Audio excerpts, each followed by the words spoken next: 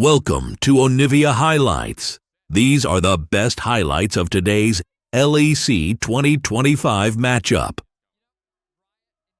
Could be an easy pickup. Lentus likely going to be trading that for the grubs on the top side of the map. Ping's coming through, tracking Caps as he moves is available. Hilly gets the quick recall off. He wants to regroup with his team. Chayak tries to get a trade onto Caps, but this time around, Caps fights back. He does put out the ulti. Chayak has run out of his own kind of dance floor ulti, and with the flap over the wall, he's dead. First blood, even LeBron can't steal that. That was a solo kill in the end. For the entirety of the laning phase, Chayak has been bullying out Caps, but suddenly Caps reaches a point where he can fight him back. And because of the positioning of Lebrov, Chayak had nowhere to go. That's a solo kill for Caps to start off the first kill of this game. It is the first kill finally coming through, and it is also going to be the second dragon layered on top. Nako wants a piece of this though, and Linces as well with Nature's Grasp is what we're waiting for, but Smite comes in, G2 are running up. Teleport coming in late from Vitality. Vitality feels strong enough to force this fight. I feel like they should.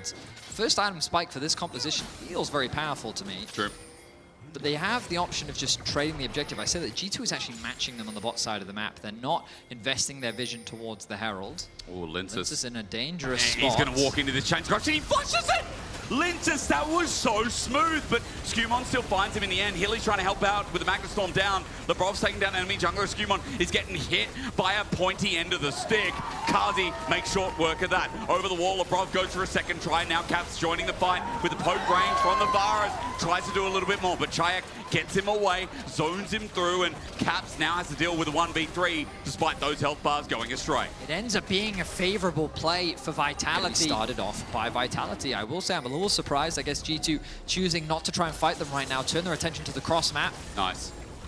Nako gets rid of the wave, the power of the equalizer. Caps is here with Lebrov. They're going to turn this into a dive regardless. Lebrov pops the ulti, flash away from Nako while Caps just looks to stack up and take the kill. Lebrov in the end, good turrets. Is the balancing act between him and Broken Blade works out fine. That's going to also lead into the Herald. I mean, Vitality secured the Dragon, slowing down the stacking from G2, but G2 quickly respond with a cross map.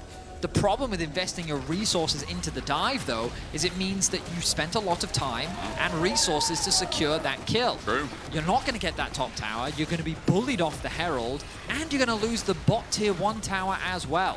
I believe this will be Vitality's third objective too, so that should secure the feats of strength, meaning that Vitality find themselves with a small, but an advantage here in this early game against G2. So I'm going to be excited to see him play out as we see Nako the target of G2's aggression once more. Does do good damage. Equalizer as well buys time. I mean, Skumon's damage needs to hit. It does connect, get the stunned out. There's a blaze, but Skumon's dead.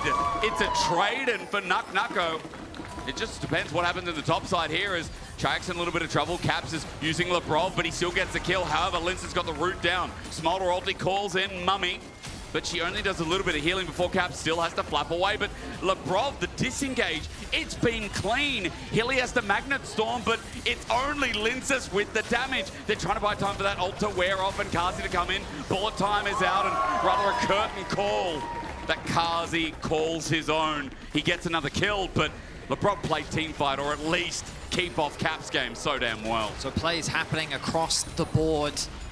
It's G2 that are the aggressors. They're the ones that set up the dive on the bot lane. They're also the ones that found Lebrov an angle to sneak his way into the top brushes and get a collapse onto Chayak, converting into another kill. Vitality is able to respond. They group up as 4. Hans is now here. He's got that available. Nako's joined in. We are once again going to fight around mid lane. Surprise, surprise. We like our ARAMs. I think G2 wisely recognize they can't really contest the Dragon from this position, so they set their sights on the mid control. They keep the wave going towards this tower. Nako has the ultimate available, and he's going to throw it down to thin out the wave. Equalizer's close, and it does actually get the wave off, and G2 with it too. Linces is coming in with the Nature's Grasp available, and a broken up G2. They're not all together as Lebrov and Skumon hit the right side, but now that they group back up, Vitality think otherwise about getting themselves in. They've already taken the Dragon, nothing else here apart from the wave. I guess. Didn't they say they were like scrimming or Vedius, what did you show me? Memento did tweet that they cancelled all their scrims and they spent a lot of time in practice tour playing around Arakan. So what was that? Nako zones out, now goes over, going to use his Bloodletter's Curse, start shredding MR of Baron as equalizes good. Nature's Grasp as well.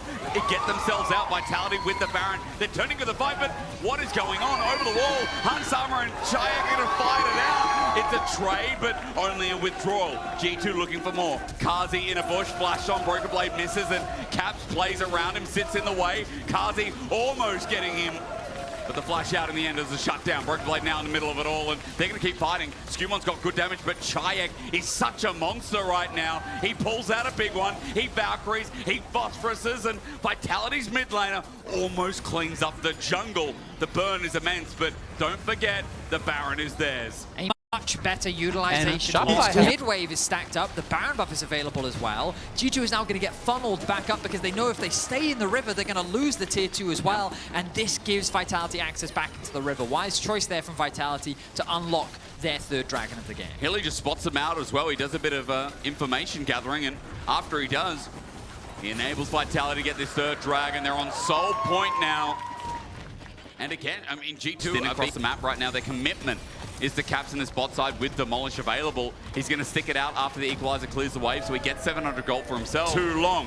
Nako hasn't put the ulti down. It's blind. They see nothing. And in the end, Vitality get nothing. Great patient play there from G2.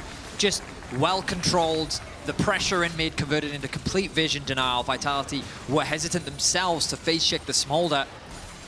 Resulted in an easy objective secured. Now the Soul, 15 seconds. G2 looking to try and get purchase over the river. Broken Blade should be the one to face check. And he will. He jumps into Kazi. Does no damage to him. That's right. A Cassante into Jin means nothing. Chayek will do a little bit more though with the true damages. Nature's Grasp kicks us off. Linson's already been poked out. Ooh, as you can see, Nako's ulti's big. He's running to Caps, but he's now overheating. So Caps is going to burn him instead. Fire beats fire as G2 with a numbers advantage now walk to deny Soul. 3K, 2K, they want to flip this one, but Soul goes over. A win for Vitality, but G2, remember, have this fight in the bag. They just need to chase and chase and chase and chase. And Caps can do that as the flap stops short of the wall. So Kazi runs out and the chase begets nothing.